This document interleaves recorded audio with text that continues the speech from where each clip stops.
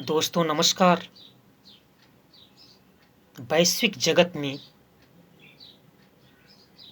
इस समय 21वीं सदी का दौर चल रहा है, जिसमें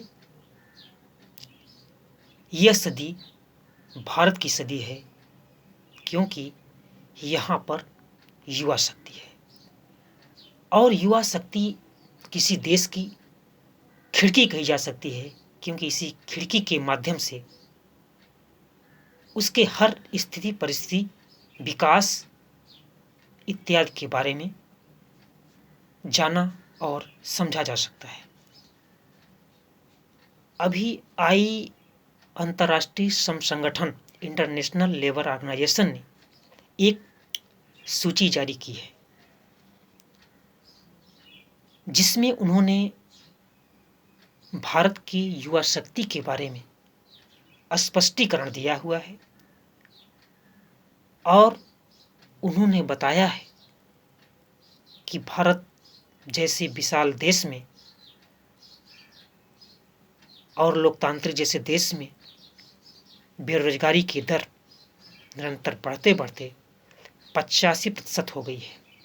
हालांकि इस बेरोजगारी की दर का कारण कुछ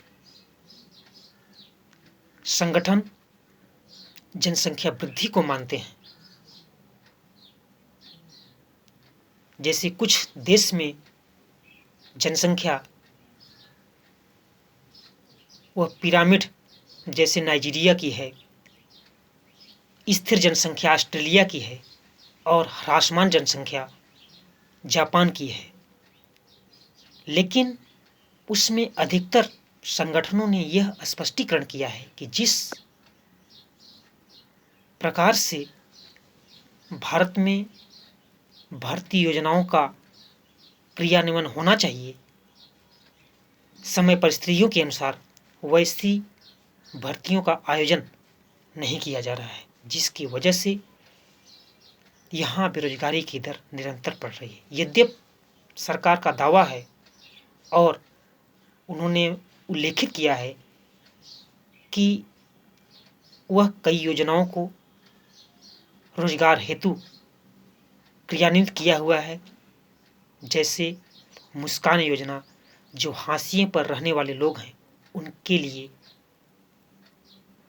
इसमें रोजगार की संभावनाएं हैं।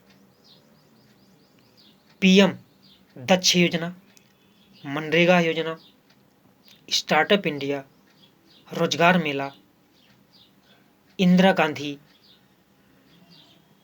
रोजगार गारंटी योजना इत्यादि। लेकिन सरकार की इन योजनाएं